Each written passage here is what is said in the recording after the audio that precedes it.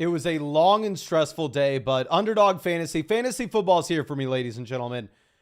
And we have 3 new tournaments. I know a lot of people have been wanting the puppy. It's live, $5 buy-in, $500,000 prize pool. I mean, we can dive into this just 1 second. 6,000 entrants already. I think this has been live only for a few hours. 50,000 to first place, 25,000 for second, 15,000 for third off a $5 entry. You have the Chihuahua $4 buy-in, $250,000 prize pool. Obviously, a best ball. There are so many Underdog tournaments. Spam the chat. Let me know what draft you want us to hop into. Let me know what tournament you want to see. And I will be there, ladies and gentlemen, except the $500 draft. We'll fire up some $500 drafts when we get closer to the season. I think we should be responsible, however, and try to refrain ourselves from them right now. But we got puppy, golden, puppy, golden, puppy, puppy. Okay, it looks like most people want the puppy draft, so we will get in one. And hopefully we get a decent draft pick. There are 10 spots in this one, so I'm assuming that if you want to draft with us, you can. Just hop right in, and now it is full, ladies and gentlemen. So I think I will be going up against a lot of you sickos, but happy Wednesday. We're in here at pick 8. Let me know if you made it in. Let me know if you made it in with us. Oh, and Jordan says the Golden's only 1 entry. Okay, so we will definitely get in. If we hit 300 likes, we'll get into Golden Draft after this one. I did not know it was a single entry. We'll get into Golden after this if we hit 300. Or if not, we will tomorrow night. Because we're streaming every single night, 9 p.m. Eastern. And it was a hard day, so I'm going to let myself have a LaCroix. We're going to run it back with hibiscus. We had the hibiscus LaCroix last night. It was pretty good.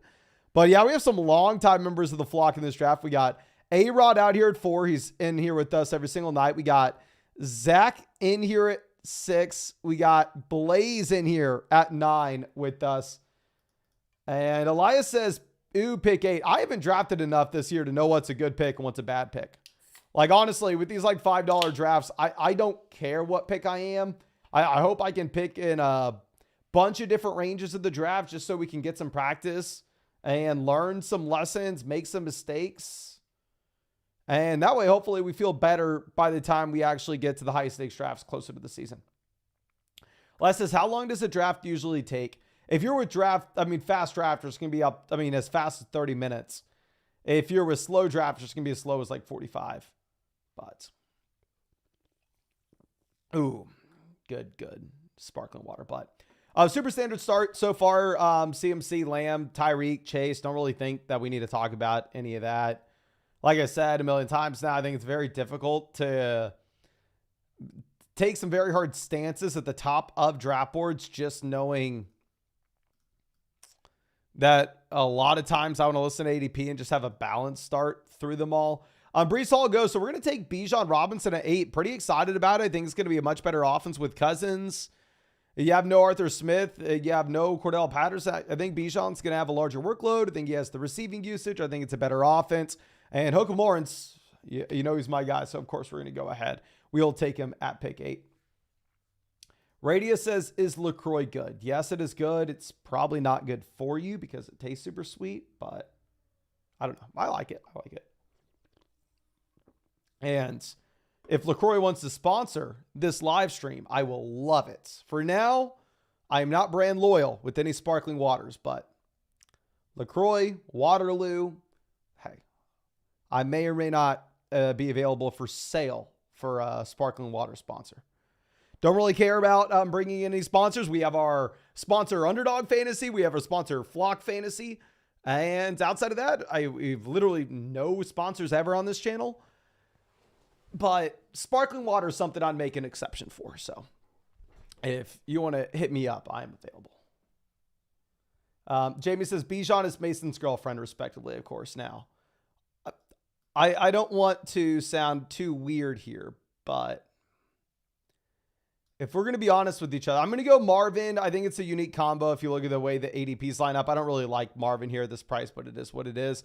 Bijan ADP 6, Marvin ADP 13. I think the crossover between these two guys isn't going to be massive from an overall tournament perspective. Plus, we want to take a wide receiver. We want to start off balanced. But if we're going to be honest here, I don't mean to sound creepy. If this was a thing, I think I would be Bijan's girlfriend. I don't think Bijan's my girlfriend, to be honest. But let's move this over. Sadly, I do not have the picture loaded up. But I need to get some special things for the live stream this year. Well, we'll get some picks. We'll find a way.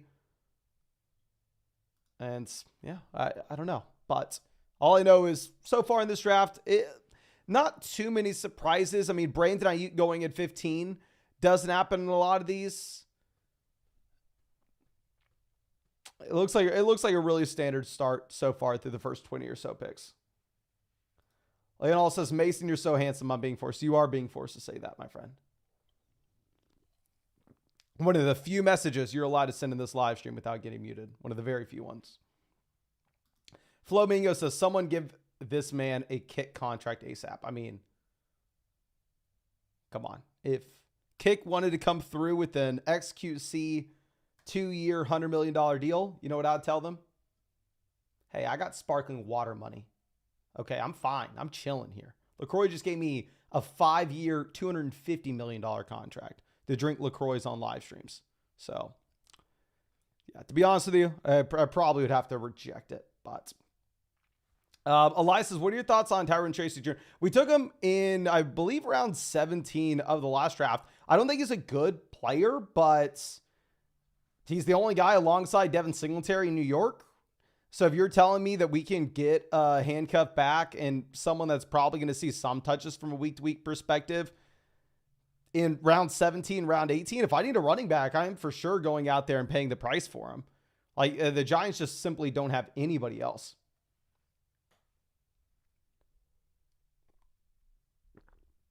Okay. No. Mike Evans goes 26. Waddle goes 27. Can we get some L's in the chat for Waddle going 27? Horrible pick by BJT, primarily because he does not let us waste a 3rd-round pick on Jalen Waddle. He possibly saves me from myself, which maybe I should be thanking him for, but instead, can we get some L's in the chat? Let's get some L's in the chat. Okay, so Stephon Diggs off the board 28. That's a team that gets the Nico Collins, Stephon Diggs stack. They go chase Nico Diggs. Very interesting spot. Obviously, you take CJ Stroud in round 4 if that's what you do, and you just go all in on Houston. S says, Mason, do you have any tips on roster construction and strategies for auction leagues? The reason I don't make a lot of auction content is because it is so dependent. And I mean, it couldn't be more dependent on your exact league settings. You really need to understand how the amount of starting lineup slots, how the amount of teams in your league, how the amount of bench slots, the scoring of your league impacts player value to the smallest detail. So I don't really have general auction advice outside of really understand that you need to dive in deep with your league settings. But we're going to take Devonta Smith, 32. It's a wide receiver that went at the 2-3 turn in last year's drafts. Am I super pumped about taking Smith at 32? No, but it does potentially set us up with Jalen Hurts at 41, right? I mean, I take a lot of Travis Etienne round 4. I mean, Travis Etienne would have been someone I'd have been excited about at pick 41. Derrick Henry, I'm not really going to be drafting much 3rd round Derrick Henry this year. But I did not even see this. Yeah, the 103 went Dolphin. Which, I mean, hell, if the Dolphins are going out this next season and they're able to drop 70 points consistently in games, obviously you're printing money. But I will be excited to track that team at 3. They clearly have to go through and take Tua in this draft. And Jalen Hurts goes off the board at 36. So the reason I'm fine taking Devonta Smith is we take Smith. It's not like we're completely screwed here, right? I mean, there's still other options, and we're still very balanced of what we can do in round 4. Let's move this around. Yeah, there are 3 guys that I'm fine with. Honestly, 4 players. Travis Kelce goes 39. I would have been fine with Kelce. Tank Dell off the board. Spam the chat. Would you rather have Zay Flowers or Lamar Jackson? Would you rather us just grab another one of these like wide receivers that has some upside, but yada, yada, yada? Or would you rather see us grab an elite level quarterback? I mean, I think we've taken Lamar in 2 or 3 of these drafts already over the past week. It looks like most people are going to go Lamar. Zay, Lamar. Yeah, it looks like most people want Lamar here, which I'm not going to fault y'all at all if y'all had a chance to see the newest video we put out on flogfantasy.com. We dove in deep with optimal quarterback strategy in these underdog drafts. And what we found a lot is you want to go through and you want to be drafting 2 quarterbacks in them. So if you want to be drafting 2 quarterbacks, you probably should be trying to take an elite level guy at the top where you can. And OBS is messing me up here, dear God. But yeah, after we take Lamar, Flowers, and Higgins both immediately go, which around 4, I do like the price point of both Flowers and Higgins.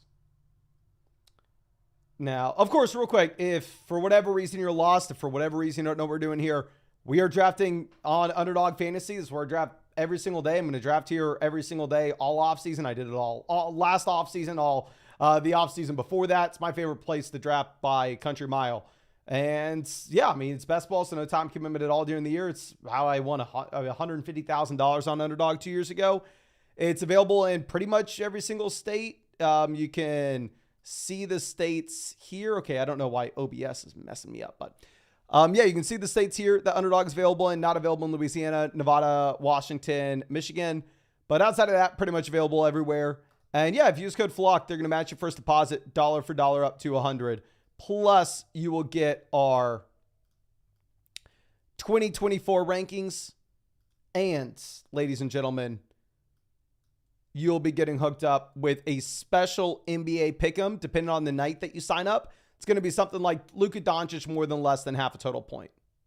So, yeah, make sure you take advantage of that. If Luka Doncic doesn't play that night, it's going to be whatever the big NBA game is. Okay. Now we have Kincaid off the board, 49. I'm interested to see. I don't want to say too much until we're on the clock because obviously a lot of people in this draft are watching this live stream.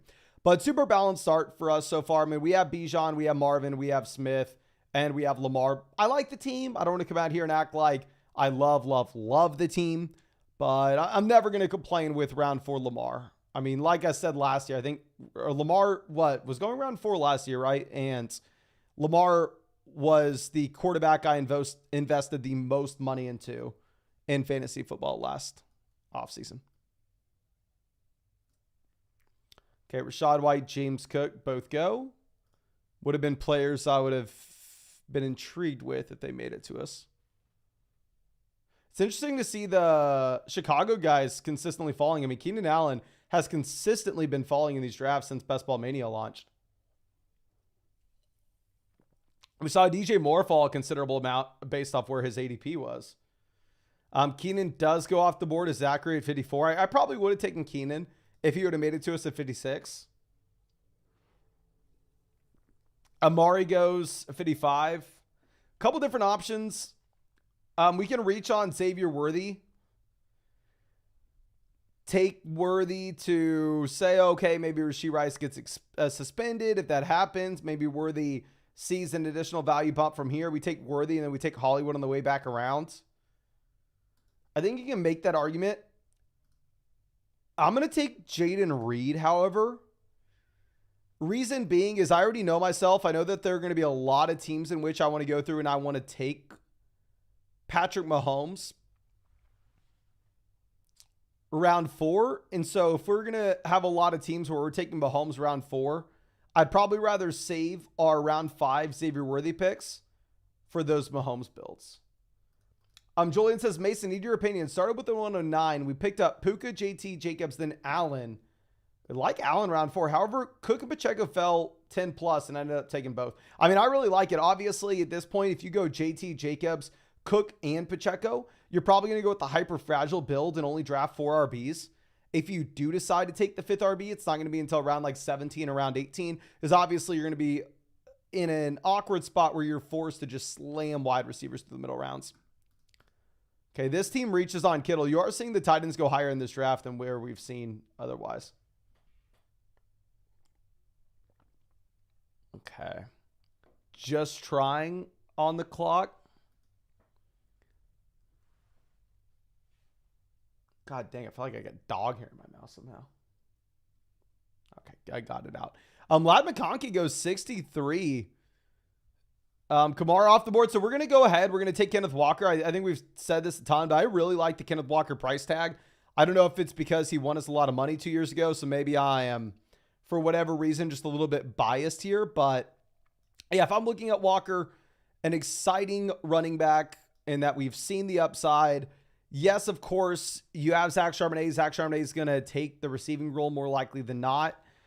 And that's why you're getting Kenneth Walker round 6, right? I mean, if you had no Charbonnet in this backfield, I'd make the argument that Walker would be ranked ahead of Kamara, Mixon, Cook, White, Pacheco, Henry, Etienne, Jacobs. I'd probably have Walker going at the 2-3 turn if you had no Charbonnet in this backfield, which obviously is a big if. But I think we also have enough flexibility when we take the receivers in rounds 2, 3, and 5, in which we're allowed to take another running back here round 6 if we really like the value, which I do with Kenneth Walker. I mean, I think that just based off looking at boards this year and looking at my rankings as well, which of course are on flockfantasy.com if you don't know, but looking at all that, I have a feeling that I'm going to be taking more of these running backs that are still on their rookie deals in comparison to the 2017 draft class at running back. I'm probably going to take a lot more Kenneth Walker than I will Joe Mixon, Alvin Kamara. I'm probably going to be taking a lot more Travis Etienne than I am Derrick Henry.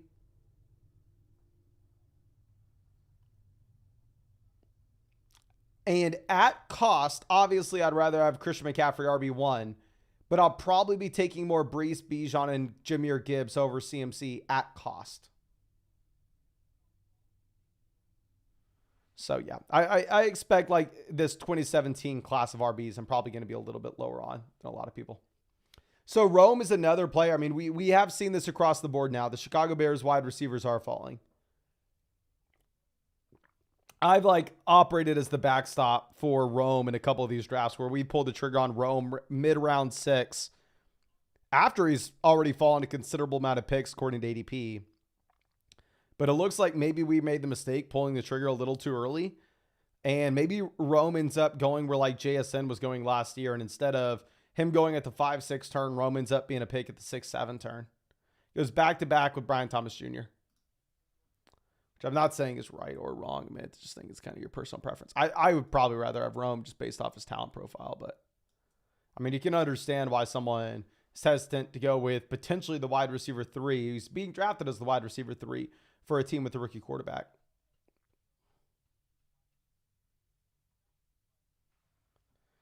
Jordan says, lost service for a second. Why didn't you pair up Andrews and Lamar? Okay, here, my friend. I take Lamar at pick 41. My next pick is pick 56. And Mark Andrews goes pick 53. So, sadly, it was impossible. We'll put it that way.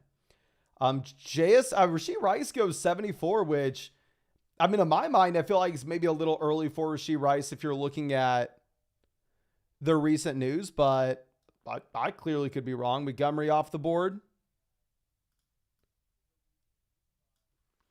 If Ingram falls, I think Evan Ingram is in play for us. I don't know if we've taken him in a single draft so far this offseason. Obviously, Kyler's going to be in play for us as well, having Marvin Harrison Jr. Evan Ingram does go 78. Does his team have any Cardinals? Not necessarily. We'll see if they end up pulling the trigger on Kyler or if they give Kyler to us. I mean, a lot of times you are going to see Kyler go to the Harrison team, so this isn't a super unique build by any means, right? But yeah, Kyler does fall, so we're going to go ahead. We're going to take Kyler. Obviously, if it was not a best ball league, we're not taking 2 quarterbacks at all. Once you take Lamar, you just draft 1 and work the waiver wire if you need to. But here, best ball, no waiver wire. Plus, we can capture these spike weeks as well. We're going to go with the bully quarterback strategy. We'll have Kyler. We're only going to draft 2 QBs. And yeah, we'll have the Kyler Harrison correlation. Obviously, we have Lamar unstacked right now, but Lamar, I know we've said this a million times, one of those very few quarterbacks that I'm fine having unstacked just based off the fact that this is someone that can get there off his rushing and it doesn't need to be his passing volume.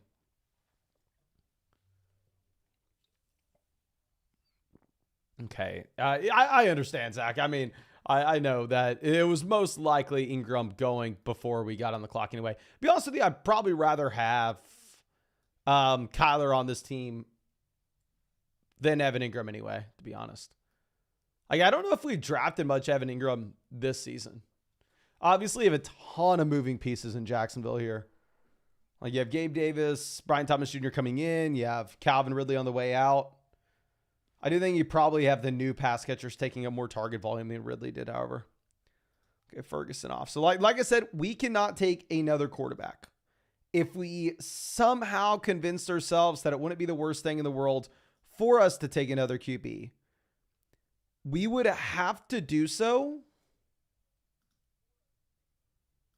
probably around 17, round 18, which it would take some convincing for us to. But James Conner goes 97. DeAndre Hopkins goes. So I'm not going to take a lot of Deontay Johnson. I mean, people got mad at us. I think, was it the Dynasty video we referred to him as a Jag? But ultimately, I think Deontay Johnson is a Jag. I think that this is a wide receiver that, and if you don't know what a Jag is just a guy. A random wide receiver. I don't think he's a super special player. You can see that with 3 straight declining seasons. I think you can see that with Pittsburgh going out there and trading him for nothing just to get his contract off the books. And at the same time, this Carolina offense probably isn't great.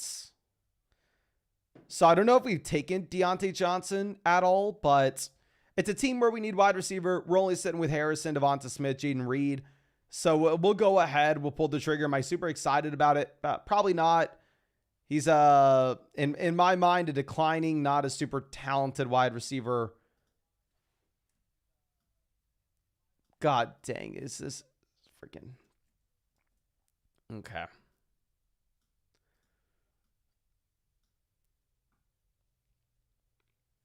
Okay. I guess our freaking camera has to sit here. But yeah, I don't think Deontay Johnson's a super talented wide receiver, and I don't think the Panthers offense is great, but it is what it is. Okay, we're going to have to try to add a new... I don't know if I'm becoming... I don't want to say a boomer. Obviously, I'm not a boomer. I don't know if I am becoming worse with technology at my older age, because I am consistently having issues now with OBS. And oh, dear God, I can't even... That's not working. We're going to have to friggin' sit here with the camera right here. Owned by CIA says keeper league, Harrison or Garrett Wilson. Depends on the amount of keepers. Like if it's a pure dynasty format, if we're just thinking long-term here, I am going to go Marvin Harrison Jr. over Garrett Wilson. But if it's a keeper league where you only keep like 3 guys there, it's going to play a little more as a redraft format. Or if it's a redraft league, I'm just going to go ahead and take Garrett Wilson.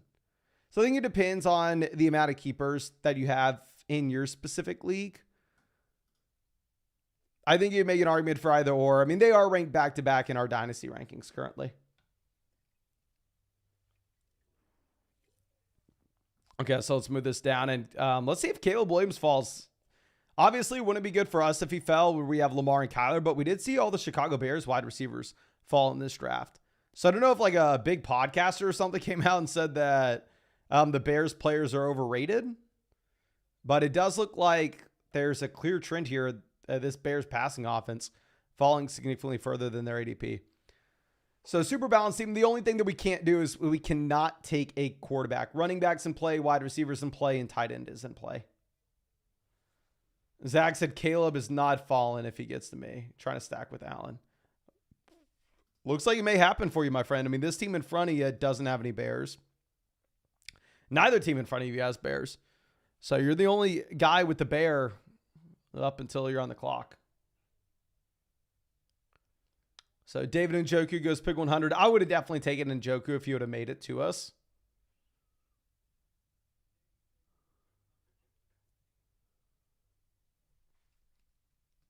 So what can we do here?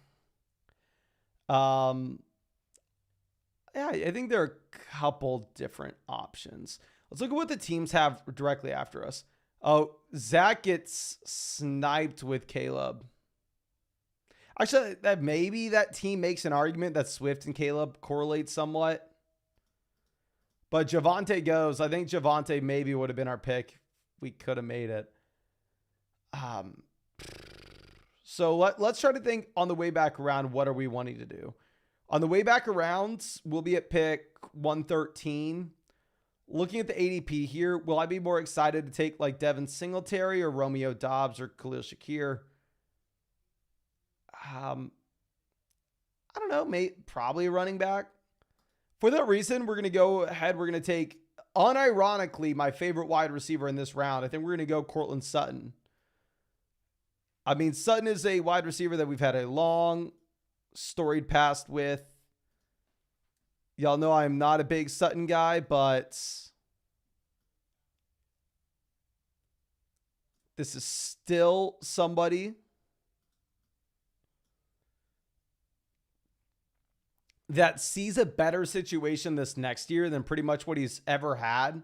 While quarterback play is probably really bad here, I mean, it could potentially work out, right? I don't want to say it's a guarantee that Bo Nix is horrendous. Plus, you have no Jerry Jeudy. So you get rid of Jeudy. You potentially have okay quarterback play. Obviously, it can be very bad. I don't know. But I think I have a little more faith with Sutton than I did previously. Okay, so we have double camera action going. I know this live stream is a debacle, my friends. I'm trying my best to work with OBS here. Austin Eckler goes 108. I would have definitely taken Eckler if he would have made it to us.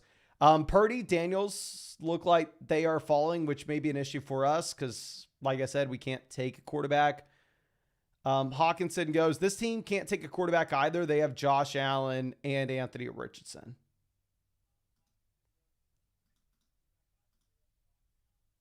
So Singletary 110. I'd have been pumped to get Singletary back around to us. So I think I know who we are going to go with. If Jameson falls, we may end up being forced to go Jameson Williams just based off ADP value and ADP value alone. I'm not a super big Jameson guy, but we could use another receiver. You'd fall 12 picks past ADP. We can possibly get some random spike weeks in here. You have no Reynolds, so Jameson maybe is going to be running more routes. Obviously, from a real life perspective, really no interest. I'm sorry, from a regular fantasy football perspective, I don't really have any interest, but from a best ball perspective, maybe you'd make the argument. But Matthew takes Jameson instead, so I think we're going to go ahead. We will take Dallas Goedert, a tight end that I wasted a lot of money on last year, a tight end that I overdrafted consistently. But I think it makes sense. Round 10, definitely a much better price tag than what I was paying last season. And at the same time, if you are looking at this, I mean, we do have Devonta Smith, so we make the concentrated bet on this Philadelphia Eagles offense. And that we can say, oh, okay, well, with Smith and Dallas Goedert on the same builds, if it works out that the Philadelphia Eagles have a passing offense that's better than what the market indicates, then maybe both those guys hit. Maybe A.J. Brown goes down with an injury. Then both those guys hit.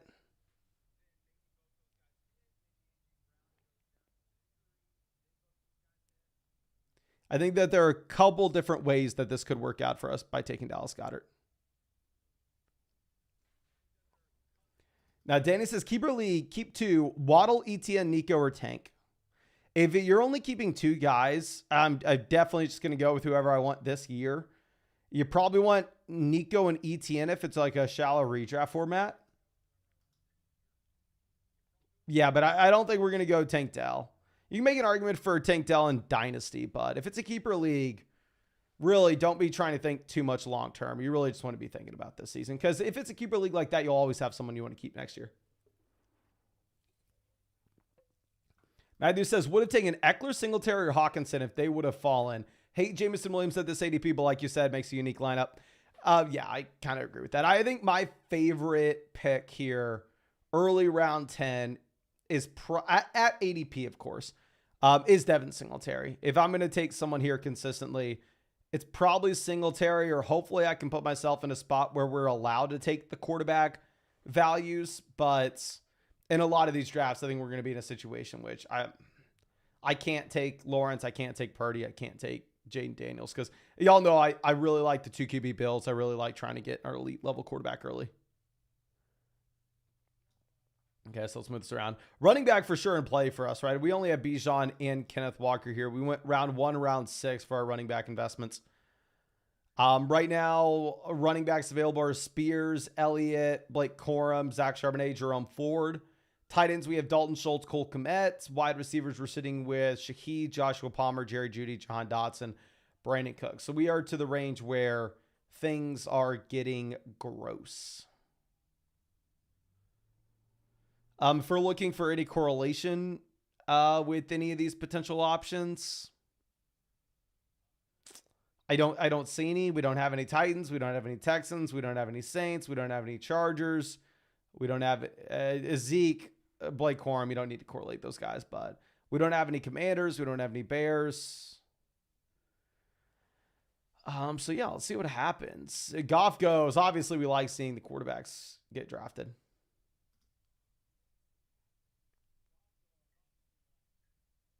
This team has Jaden Daniels, so I wonder if they go Dotson. They go Blake Corum. We'll take Tajay Spears. Do I really like Spears? No. Do I need a running back? Did Spears fall past ADP? Yes. I think Spears probably has a role from a week-to-week perspective behind Tony Pollard. Tony Pollard definitely the starter here in Tennessee, right? Let's not get it twisted. But Spears has a role from a week-to-week perspective.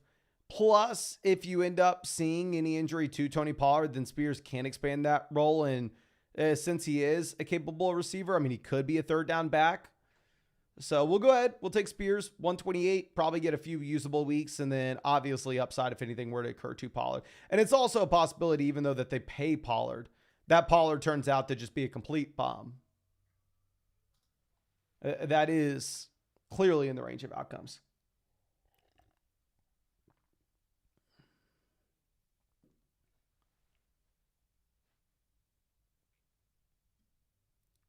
Let's move. Raphael says, is Kenneth Gainwell a good pickup in round 18 as Saquon goes down? Let me pull up the Eagles depth chart real quick.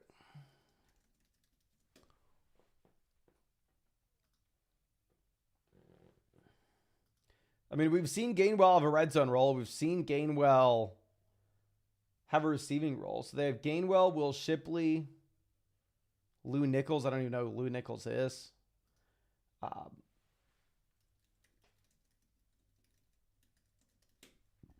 Where did Will Shipley go in the draft?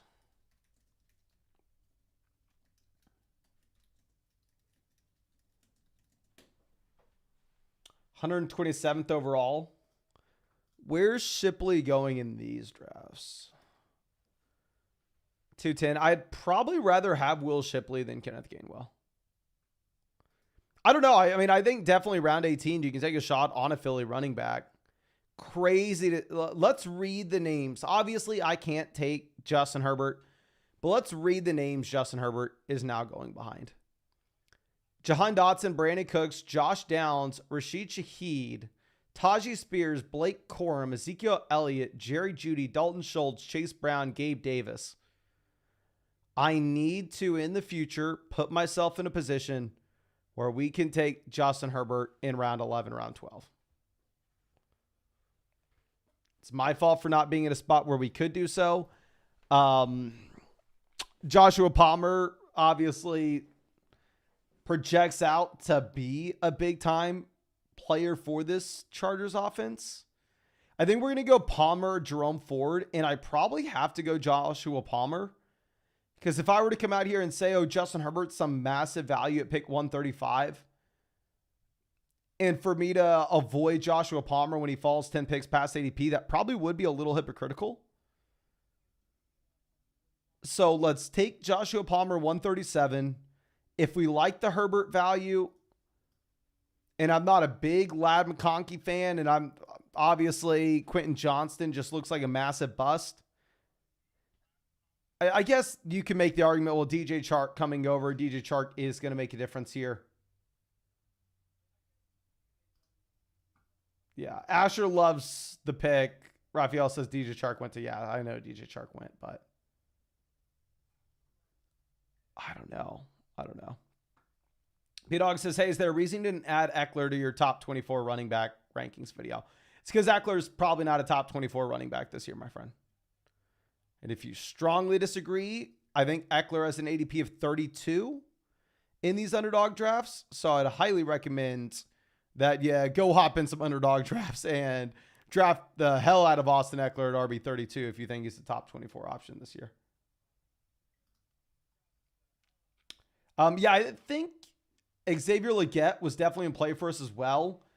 You know what? Based off DJ Chark going over to the Chargers plus this team taking Deontay Johnson, I think that this team could have made a lot of sense to take Xavier Legette and make that mini bet that Bryce Young takes a step up and maybe is not a really bad quarterback this next season.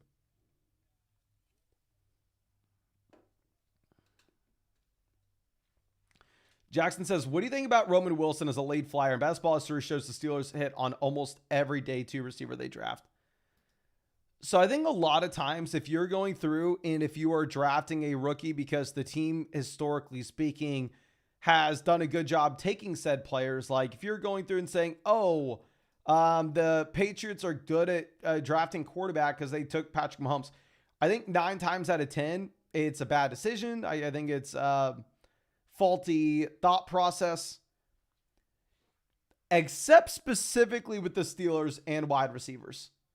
How many times have the Steelers gone out there, taken a rookie wide receiver, and they exceeded expectations in year 1, exceeded expectations in year 2?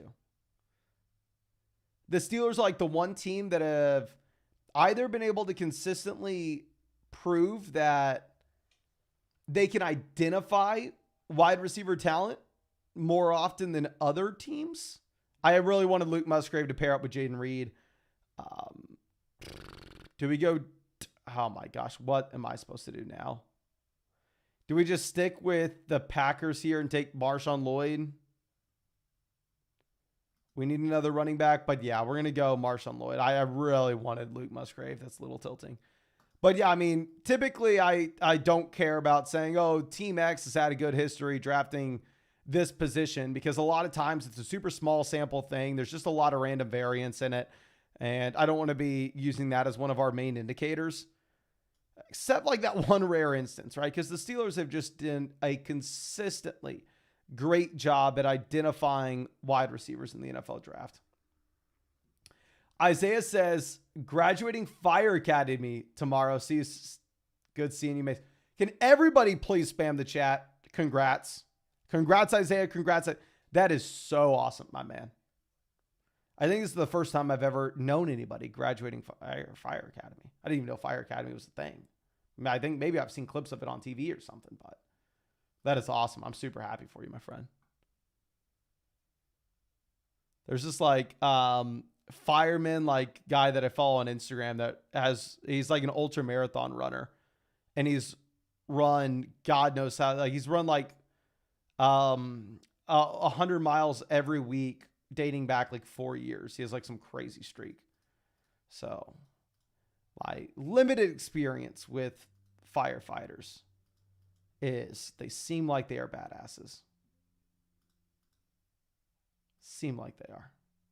Isaiah, can you confirm nor deny that you are a certified badass? I guess you haven't graduated yet, so we'll wait for graduation and then we will ask the question. But Ty Chandler goes 157. Berton goes 158. Maybe a little bit of a safer pick now that Tyler Boyd's 100% not going to Cincinnati. If anybody thought there was still a chance of him going back. Okay, this is something that I'm probably going to have a take that not many people enjoy. But Jamie says, Mason, who do you have, Drake or Kendrick? Okay, I'll talk about it in a second. Let's figure out who we're taking here. How many wide receivers have we drafted? We've drafted 6 receivers. If we take a 7th, probably not drafting another one in quite some time. If we draft Ray Davis, we're probably done drafting RBs. Do I really want Ben Sinnott? Probably not. I think kind of like Cade Otton here, as crazy as that sounds. We have no reason to like him. I mean, young tight end that had target volume last year that looks like I'll have target volume again this year. Tight end's about to get real gross. So we're going to go Cade Otton here. 166. Okay. But let's go over and let's talk Drake Kendrick because we're at the end of this draft, so y'all can put up with this. Obviously, the vast majority of the internet has Kendrick as the winner. And I am an outside observer. I don't know a ton. I have listened to every song. I have followed somewhat. I don't know why they're beefing, but I've followed like what they're saying about each other and yada, yada, yada. I have a minimal amount of information, but I have enough. Okay. First thing is, I do not like Kendrick as a rap. I don't like listening to Kendrick's music. I know, obviously, music's a super personal thing. I know a lot of people really like him, yada, yada, yada. Not for me, all right? Second thing is, I really like Drake's music. I know it's music's personal thing. Not a lot of people like Drake. I like Drake. So, starting off from that assumption, I like Drake. I don't really like Kendrick, listening to music-wise. Second thing, to my understanding, what had happened in the diss is Drake came out, had a good diss against Kendrick. Kendrick came out, had what was seen to believe a phenomenal diss about Drake, his entire family, how he abandoned his daughter, how he's a horrible son, a horrible person, yada, yada, yada, which supposedly, and obviously everybody goes, oh my gosh, Kendrick just killed Drake. Drake is dead. Kendrick won. Drake is toast, yada, yada, yada. Then it comes out later that it's all fake, that Drake fed the nonsense to Kendrick. But people are still claiming that he won. Then Kendrick goes, you're a pedophile. You talk to young girls. I probably shouldn't say that without getting kicked off YouTube, but you talk to young girls, yada, yada, yada. You're a predator. And there's obviously, which is horrendous if true. And then everybody's dogging on Drake. There's no proof, no relevance to any of it. Metro Boomin's dogging on Drake. Then it comes out that Metro Boomin has all these super creepy tweets from a long time ago. So,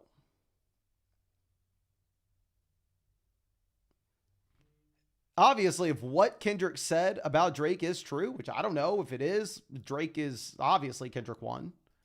But to my understanding, what he said about Drake is false, correct? Has it not been proven false? Because let me know. Let me know.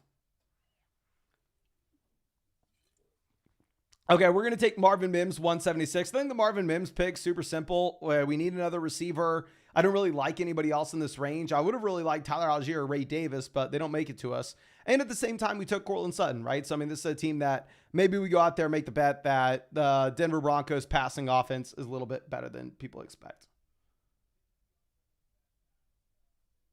Drake has had a lot of great albums, to be honest. And obviously, if what Kendrick said about him is true, then Drake's a horrible person. We shouldn't listen to his music. But to my understanding, it was not true. But people still claim that Drake won. Or Kendrick won. But I don't know.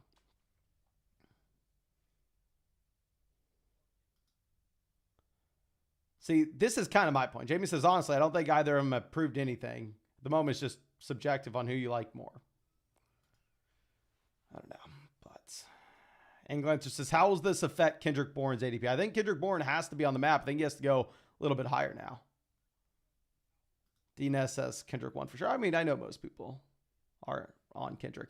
Yeah, we're going to obviously take Isaiah Likely if he does make it to us. I'm not a big Likely guy, but I mean, we have Lamar. We need a third tight end. We're only sitting with Dallas Goedert, Kate Otten. So we'll see what Matthew does. He goes Daniel Jones. So we'll take Isaiah Likely here, taking the third tight end. Then we'll be done at tight ends. And then I think we're going to go ahead. We're definitely taking one more running back. We're going to take one more running back and probably one more receiver, right? Because we're sitting here at wide receiver. We have Marvin, Devonta Smith, Jaden Reed, Deontay Johnson, Cortland Sutton, Joshua Palmer, Marvin Mims. So, yeah, I mean, very lackluster wide receiver group. Maybe it's because I'm lower on Marvin Harrison Jr. than most. I mean, if when you take him here at pick 17, you take him, and if you want to have any shot to win, he has to be a top 5 wide receiver, right? So I don't know if he ends up being a top 5 wide receiver. Maybe this wide receiver group's fine. But yeah, speaking of the overall strategy that we have with this team, we've gone through, we've made the bet on the Arizona Cardinals. We have Harrison, Kyler Murray stacked up. We have that bet on the Eagles passing offense with Devonta Smith as well as Dallas Goedert. We're in on Baltimore with Lamar and Isaiah Likely. I guess maybe make the argument we have some correlation between Jaden Reed, Marshawn Lloyd, not really. Outside of that, we have the Denver Broncos offense with Cortland Sutton, Marvin Mims. And I think that's it. But yeah, overall, I really like the construction. I think we actually did a pretty good job in this draft. It's just that a lot of the guys that we ended up taking, I'm not particularly big on. Right? And yes, 30 more likes for us to get another draft going. So if you have not done so already, go down there, hit that like button. And Dinky says, dynasty question. My start 10 is Mahomes, Gibbs, Mixon, Puka, Ayuk, Tank, Hawkinson, Deontay, Rasheed, Kyler. Should I break Ayuk into extra pieces due to Rice's probable suspension? Thanks. I would say no. I mean, if you have absolutely zero depth down there on the bench, then possibly. But I'm never going to go through it. I'm never going to be making a 1-for-2 deal in dynasty in May based off a potential question surrounding our depth in our starting lineup. Like if you're worried about Brandon Ayuk, then possibly you go through and possibly you make the move. But it definitely not the explanation of doing it based off a potential Rashee Rice suspension, even if Rice is likely to get suspended. In my mind, it's not a good reason. Okay, so like I said, we are one more running back, one more receiver. Rashad Bateman, Tez Walker, definitely a play for us because we are the Kyler team. So Ram, happy to see you. Says, hey, Mason, hope you're doing well, mate. How's Best Ball Mania going so far? With all the help from you in fantasy footy over the years, I'm ready to take the #1 spot. Excited for you to get second, though. My man, I appreciate you, and I think it would be a good outcome. I would be happy for the both of us if you took down the 1.5 million. I got 750K, but happy to see you still out here rocking with us. Hope that you had a great offseason, my friend. And honestly, I'm feeling really good in these drafts. I think that we've gotten a lot better as the offseason has gone on. I mean, some of the drafts that we had early in the offseason were just hideous. And I knew that they were hideous. And I knew that we were not good at drafting these teams. But how we're feeling right now, I think we've done a pretty good job. We're going to take Tez Walker. I think Tyler Boyd's a fine pick here. If I didn't have Lamar, I'm going to go Tyler Boyd around 17. But we have Lamar, so we're going to go Tez Walker. And on the way back around, we're going to be looking at RB. And yes, we pass on Keaton Mitchell. I'm not a big Keaton Mitchell fan. I know we have said that a ton. Matthew says no love for DJ Chark. Honestly, you're right. We should have taken DJ Chark. But you know what I wanted to do, my friend, is I wanted to bless you with round 17 DJ Chark. But you're 100% right. We should have taken DJ Chark. If we would have gone DJ Chark, he would have paired up with Palmer for us. I think he's the better player. I think he's in the better situation. I think he's a much better option than Tez Walker in round 17. You're 100% right. That's where we should have gone. Okay. So, yes, it looks like we are going to be firing up another draft. So, I actually get to hide round 18 from y'all. We are going to get in the golden. This is a single entry, $10 buy-in, $50,000 prize pool. 10,000 for first, 5,500 for second, all the way down the line. Let's go ahead and let's hop into this, ladies and gentlemen. And 10 spots in. Let me move this over to my phone. And yeah, this is a single entry as well. So this tournament specifically, if you're not able to hop in with us in this draft, it ain't happening. We got Dog79 and Matthew out here with us, of course. Happy to see y'all.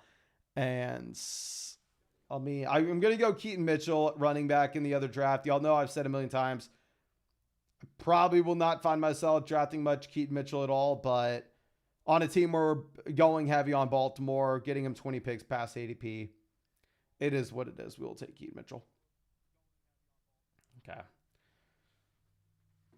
So, yeah, we have pick 3. And to keep it short and simple with you, I'm going to take a wide receiver. We're going to take Lamb, Tyreek, or Chase, whoever falls. Probably not going to take a lot of CMC. At least not right now. Not right now. Okay.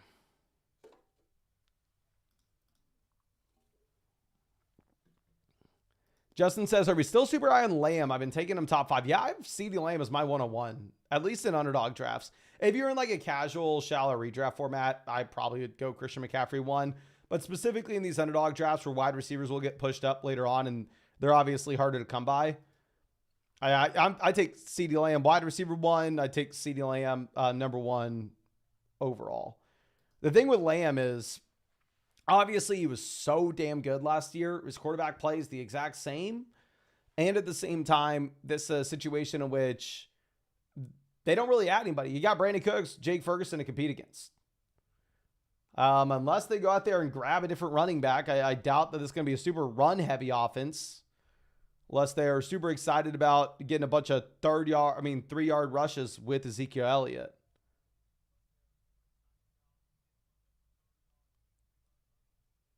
So, yeah, I'm going to be taking a lot of CeeDee Lamb again. Okay. Matthew says, rumors are they're going after Zay. Who is going after Zay who, my friend? The Cowboys are going after Zay Jones?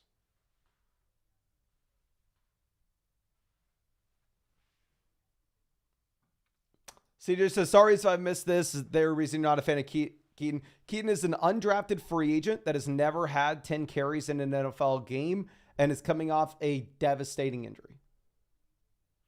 So he's already a super long shot to be anything based off him being that undrafted free agent. Obviously, undrafted free agents can be fine. Look at Austin Eckler, but I'll buy it once we see something. We haven't seen the man have 10 carries in a single game before. And you have the significant injury, and you have Derrick Henry in Baltimore. So, yeah, I'm not a big Keaton guy. Okay, but Gibbs, Barkley both go 13-14. I love me some Gibbs 13, but what happened for... Did anything weird happen for Gibbs to fall to 13? I guess Taylor going 9 is different. So Jimmy's going to go for a unique start here in this draft. Jimmy's going Taylor, Devontae Adams. Very rarely you're going to see many Taylor Adams builds. Adams goes a lot mid round 2. And you have Taylor going early round 2. So maybe you sacrifice a little bit with the median projection. But at the same time, I don't know. Obviously, if you're going for the unique build from an overall tournament perspective, there's a strong reason why you should do it or can consider it. What's funny is we were taking Chris Olave early round 3 before the NFL draft and right when these contests first opened, and a lot of people are making fun of us for doing so. And now Olave has an ADP of 18. I don't know. We'll take Nico Collins. We'll take Nico Collins for the sole purpose of setting up a Stephon Diggs stack on the way back around, a Jalen Waddle stack on the way back around, or a Devon Achane stack on the way back around with Tyreek. So we saw the team before us in the puppy go 3 Dolphins out the gate with Tyreek, Achane, Waddle. I'm not going to go 3 Dolphins with my first 3 picks. I like the idea of pairing these guys up. And if all 3 of these guys go, then our next pivot would be Sam Laporta. So I'm not saying this is the order in which we would take these players. I'd potentially go Achane over Waddle. Yeah, but Matthew takes Diggs, so that's no longer an option. He goes Diggs and Jacobs. So yeah, at this point, y'all know I'm not an Achane guy. Dear God. I think, well, fine, we'll take him. I mean, we have Tyreek round 1. We were saying to sell Achane before the NFL draft and Dynasty. He's so small. I don't know if the volume can pick up. The efficiency is going to dip down. You have 2 other running backs in that backfield. It's going to be a committee. The offense maybe takes a step back overall. But it is what it is. I mean, in a vacuum, I think I'd rather have Sam Laporta over HN. But we have Tyreek. Maybe in this build, we just say the Dolphins are going to be great. It's, of course, obviously stacking is very important in these underdog tournaments, specifically for weeks 15, 16, 17. And also, I mean, the usual reasons that stacking is important in fantasy football, which we've covered a million times. And also, if you, for whatever reason, aren't in these underdog drafts already, it's not too late. You can find that link in the description, comment section, live chats, everywhere. And yeah, use code FLOCK. They'll give you a dollar for dollar deposit match up to $100. Plus, you're going to be getting our 2024 fantasy football rankings. Plus, you're going to be getting hooked up with a special NBA pick'em. It's going to be something like more than less than half a total point for Luka Doncic. Just depending on whatever day you sign up, it's going to be whatever pick'em you get. So maybe it's a different player, but a tomato. It's going to be more than less than half a total point. You can find that link and draft with us all off season because it's best ball, no time commitment at all during the year. It's how we're drafting every single night at 9 p.m. Eastern. But we have a few elite level quarterbacks going to the 3-4 turn, which usually whatever I'm picking there, y'all have seen me take them consistently. So James Cook goes 41. A couple different options of what we can do when we're about to be on the clock. We could go Tank Dell 46 and set up a prayer that we get CJ Stroud on the way back around.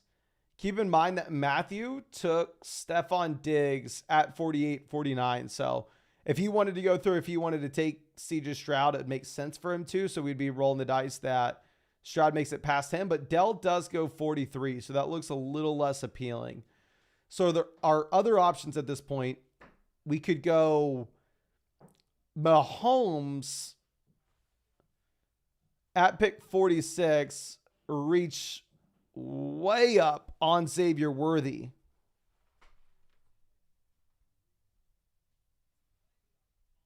So Stroud goes, Higgins goes. Oh my gosh. Yeah, we're going to take Mahomes and we may not stack him. If Higgins would have made it to us at 46, we would have taken Higgins for sure. I mean, maybe make the argument you go Mahomes and Pacheco. And Pacheco had some receiving volume last year. I don't really think that they correlate well, to be honest with you. But I just think ultimately Mahomes is by far and away the best value. I mean, when we won 150K on Underdog 2 years ago, and we won multiple tournaments, our most drafted quarterback was Mahomes with the 4-5 turn. And in a lot of those drafts, we didn't stack Mahomes. And we know Mahomes is someone that can spread the ball out to, 9 to 12 skill positional players through the course of an entire game. Okay, we got to get the fan going. I'm about to start sweating here, ladies and gentlemen. After we go Mahomes, I don't exactly know what we want to do. Pickens is in play. Pacheco's in play. Kincaid's. I'm honestly probably just going to stick to one of these top 3 guys. Keenan goes 49.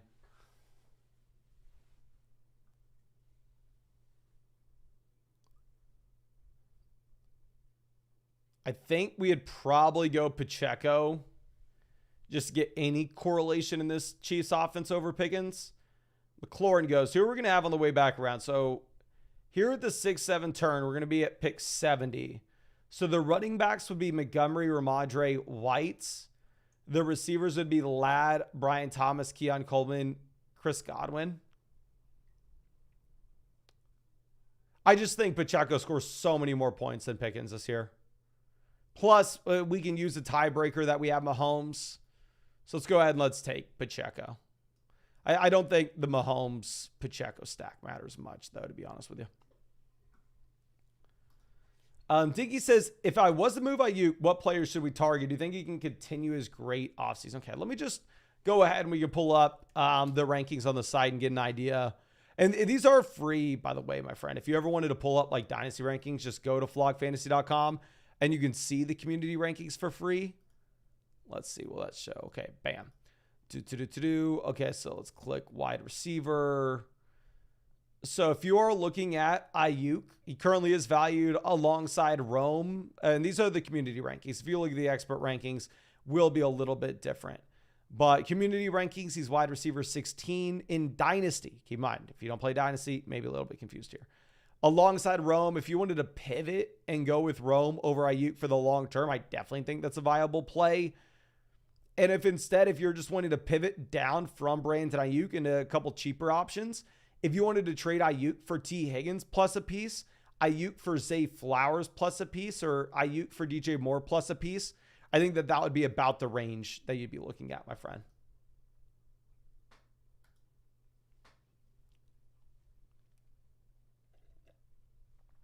Okay, so let's move this. Xavier Worthy goes 62. Obviously, it would have been a dream to have Worthy making it to us at 70. Just very unrealistic for that to happen with the way that he's been training. It's almost as if Xavier Worthy is closer to being a locked-in 5th-round pick than he is 6th. Interesting to see George Pickens fall all the way down to down to J-Buck at 58. I mean, if y'all remember, Pickens was the player highest according to ADP when we were on the clock at 51.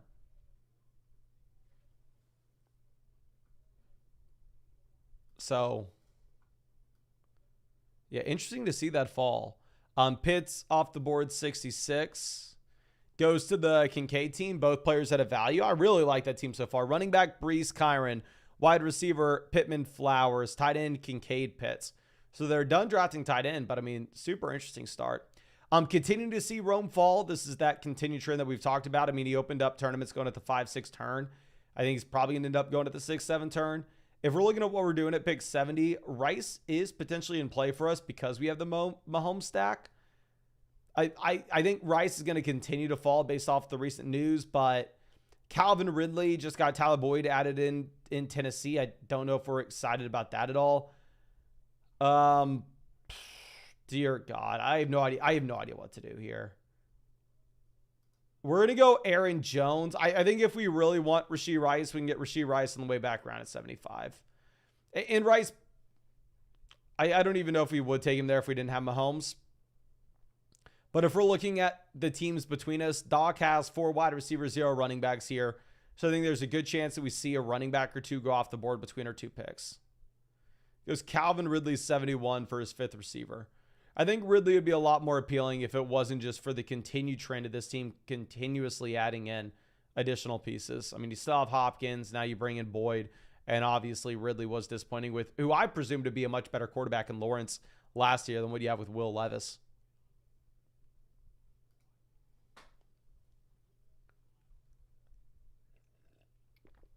Okay, Lad goes 73. And Matthew says, I would have loved any of the last 10 picks. Hate my team now. Well, my man, you steal Rice from us. Now you're sitting with CMC, Jacobs, a running back, wide receiver, Diggs, Amari, Keenan, Rice, Lad. Interesting spot, because now we're going to be in a situation in which we probably don't want to be taking David Montgomery, as we already have 3 running backs and 2 receivers. So our hands forced here. I think we're probably going to have to go ahead and we're going to have to take Brian Thomas Jr. What I don't mind about the Brian Thomas Jr. pick is if we whiff on Tua later on, we can still go Lawrence. We have Lawrence as the backup play, but one thing that's going to be important to note, the only team that we are going to be competing for Tua with is typically you're only going to see Tua go to the Tyreek or Waddle team, specifically because he doesn't have rushing upside. So he's not one of those guys like Lamar and Anthony Richardson you're fine not having stacked. So if we're worried about Tua going, we're going to have to be worried about Perilla. So the Tua ADP currently is 111. So we imagine Perilla passes on Tua at 91. So if we want to go with the double stack with Miami, it's going to be up to us to take Tua at pick 99. Because if we pass on Tua at 99, even if Perilla decides to roll the dice and pass on Tua at 102, they'd essentially be guaranteed to take Tua at 115. What was Tua's ADP again? 111. Actually, so it's much more like they're not taking Tua at 91, right? It'd be okay. Do they take Tua I'm sorry, they don't take Tua at 102. It'd be, do they take Tua at 115 or not? And if they don't take Tua at 115, then we could get Tua at 123, more likely than not. So essentially, what I'm probably going to do, I'm not going to take Tua at 94, 99. I'll probably pass on Tua, give them the chance to take Tua at 115. If they pass on Tua, I'm probably not taking him till 123, if all that makes sense. CB says, how many likes for a third draft? 600 likes, and we'll fire up a third draft, my friend. Just to let you know, that's impossible. Okay, at least this time of the year. But I also want to make sure that we are saving our energy, and OBS is messing with me right now. So, God, I'm so frustrated with the streaming software that we have. It worked so flawlessly for years and years and years. And all of a sudden, starting this year, we've had issues with it.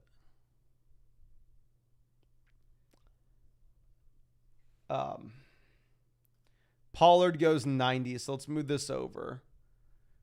Dak's probably not in play for us, right? Unless we thought we could go Dak, pick 94, and then roll the dice that we get Ferguson on the way back around. But Matthew doesn't have a tight end. Doc has the Kyler McBride stack. You'd assume that Doc's probably going to go RB here at the turn, or I don't want to assume anything.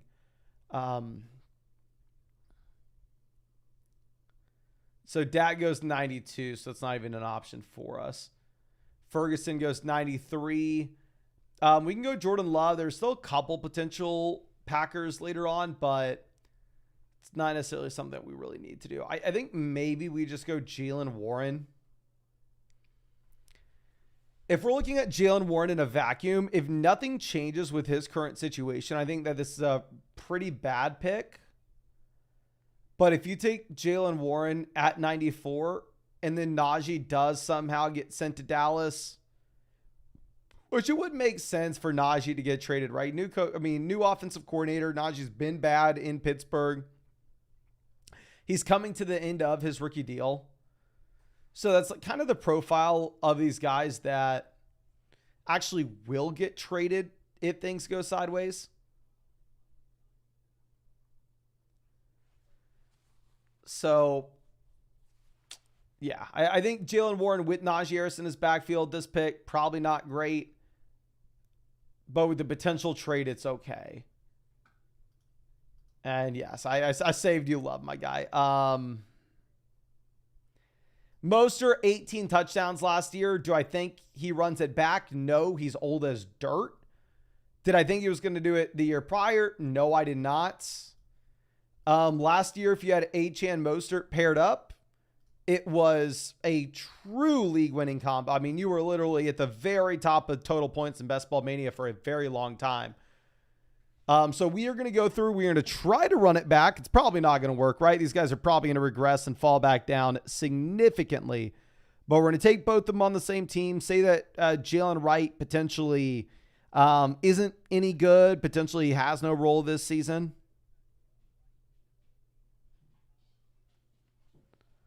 So, yeah, we'll take him here at 99. But now wide receiver, we're sitting with Tyreek, Nico, Brian Thomas.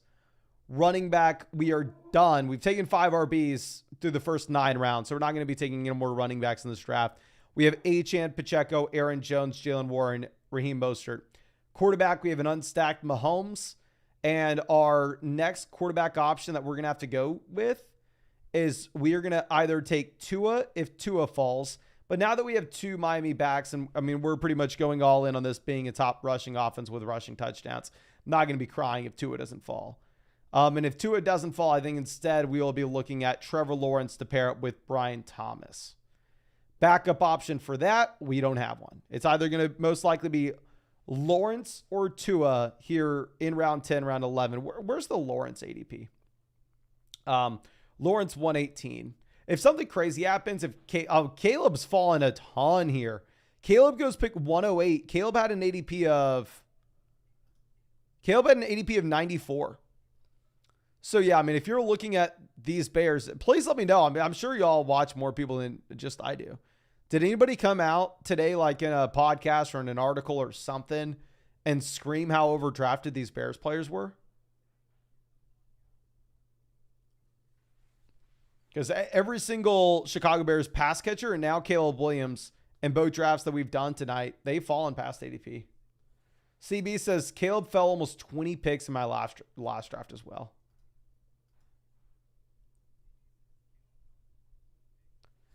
Where did I put him in my rankings? This may sound ridiculous. Did I have something to do with this? Where did I have him in the rankings that came out today? I don't want to sound egotistical or anything. Maybe I had something to do with it. I him QB 13. I think his ADP was QB 11. Obviously not a big deal one way or another, but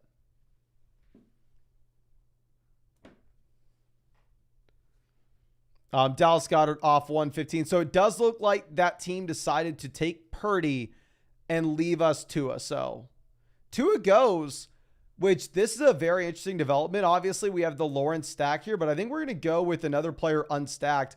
I think we're going to go with an unstacked Jaden Daniels. I'm fine with it, given the fact that if you are looking at Daniels, this is a quarterback that should thrive primarily based off rushing upside and not passing volume.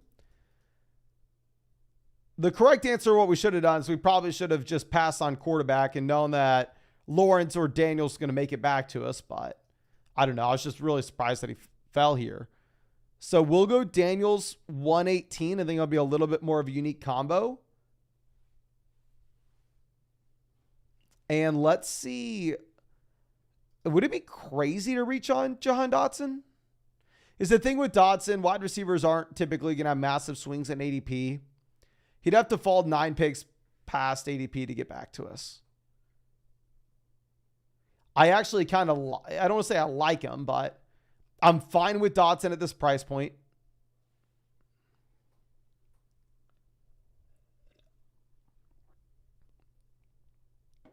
So Doc79 goes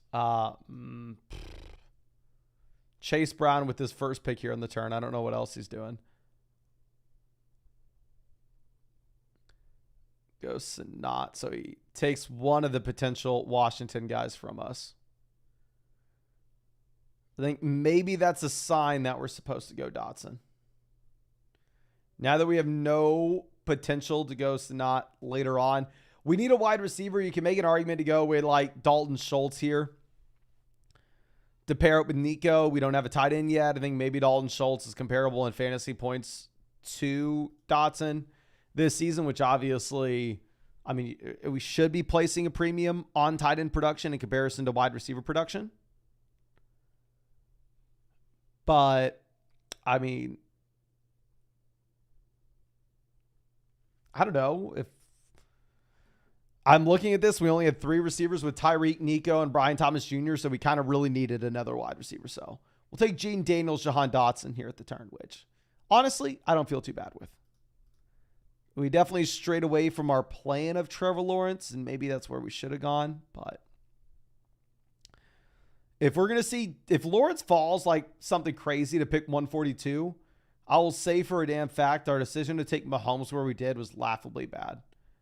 But I mean, the thing is, if we would have passed on Mahomes at 46, who would we have gone with? We would have been that excited to take McBride. Probably not. We've been super excited to take Amari, Keenan, or Terry. Probably not.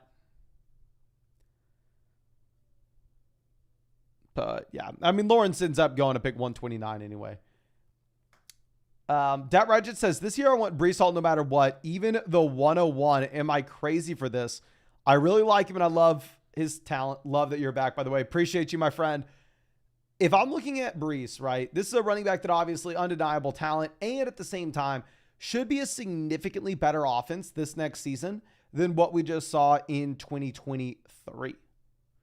So you have a phenomenal talent, a year removed from the ACL, so he should be fully healthy, and his offense should dramatically improve.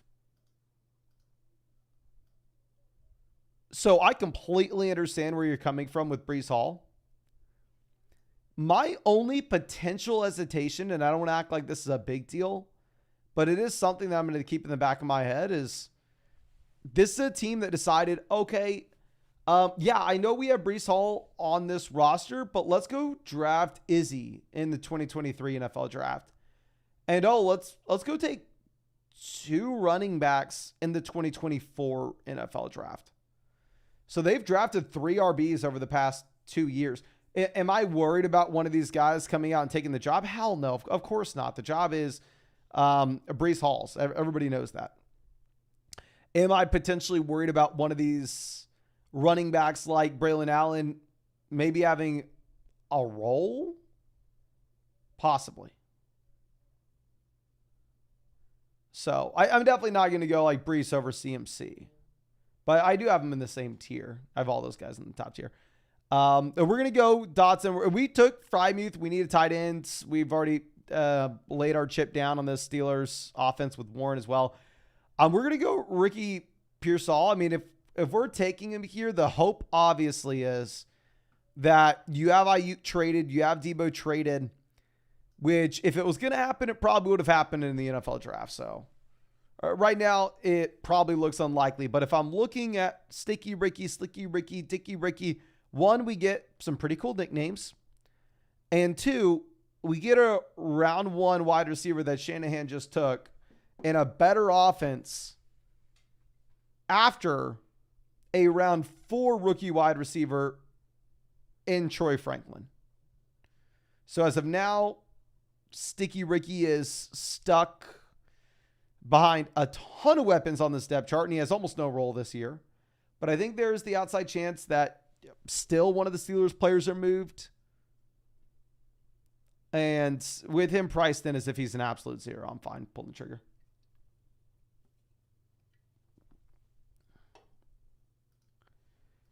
Belligerent says, here's a what if. Mostert gets injured. Jalen Wright has 1 30-point game. How quickly are him and Achane in a 50-50 split?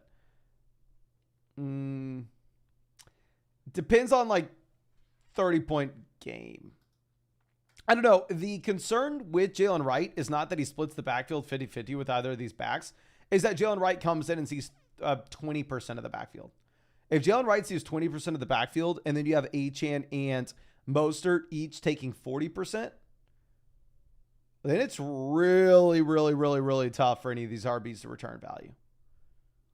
What you kind of need to see if you're going through and building a team that we just built, which I'm not going to be doing very often, but it is what it is. What you need to see is you need to see Jalen Wright have no role this year. And you need to see them just run it back with what they did last year. And maybe this coaching staff, maybe this front office thought, okay, Jalen Wright is our replacement for Raheem Mostert because this man's old as dirt in 2025. That's what you kind of need here. But David says, could you make a video reacting to one of your drafts from last season? Would be awesome. Also, thoughts on Zach Moss. Thanks, Mason. Appreciate you, my friend. Obviously, Moss, phenomenal season last year and a very good offense this next season. I'm always hesitant to go through and invest into the running backs, however, that seemingly come from nowhere, right? That step in, find success in an opportunity. I'm hesitant to go through and say that this is someone that's all of a sudden we need to take seriously. But I could be wrong. I mean, obviously, looked very good last year, and I think that the Bengals offense is going to be better than a lot of people expect. Okay, so see what makes to us. We are not going to be taking any more quarterbacks. We have Mahomes and Jaden Daniels, and we will not be taking any more running backs. We have Achane, Pacheco, Aaron Jones, Jalen Warren, Raheem Mostert. Okay, so we're going to go Roman Wilson. We're building out a mini Pittsburgh Steelers onslaught. We have Jalen Warren, Roman Wilson, Pat Freiermuth. So for the love of God, Russell Wilson, please be decent this year. If we're looking at the tight ends in this range, I just zero interest with Isaiah Likely on any build that's not a Lamar build. Juwan Johnson is fine. What was the target volume over the past few years? 65 targets, 2022, 58 targets, 2023. Conklin, the thing is, you have Malachi Corley coming in. I mean, you have wide receiver depth actually now in New York. We could go Luke McCaffrey here as well. That is a potential spot. I don't know how many rookie wide receivers we want to continue to stack up. 3 of our 6 wide receivers currently are rookies.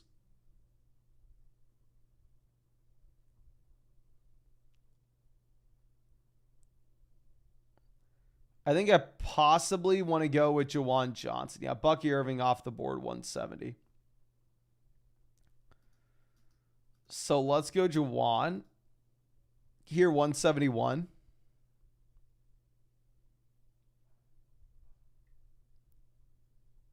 And yeah, obviously we want to see as many quarterbacks, running backs go off the board as possible. But I think we're probably going to call the draft here, ladies and gentlemen.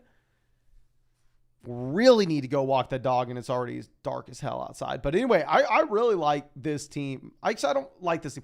I really like the decisions that we've been making as of late. I mean, y'all know I'm the first person to say I'm an idiot, and we draft a ton of bad teams, and hopefully we get rid of those mistakes by the time we're ready for the high stakes drafts. But I feel like we are getting better and better at this already, even though it's only May. Wide receiver in this draft, Tyreek, Nico Collins, Brian Thomas, Jahan Dotson, Ricky Pearsall, Sticky Ricky, Dicky Ricky, Slicky Ricky, just because I can't say his name, Roman Wilson. Going over to quarterback, we have Mahomes unstacked. We have Jaden Daniels lined up with Jahan Dotson. Tight end, we're sitting with Frymuth, Jawan Johnson. We have a Miami onslaught with Tyreek, Devon Achane, Raheem Mostert.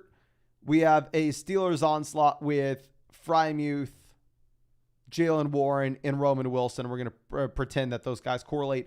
What we're going to do in the final 3 rounds here is I'm going to, on the walk, take 2 wide receivers and a tight end, ladies and gentlemen. But appreciate y'all. I really hope that you had a great night. And yeah, thank you so much for everything. I really hope I get to see you tomorrow night.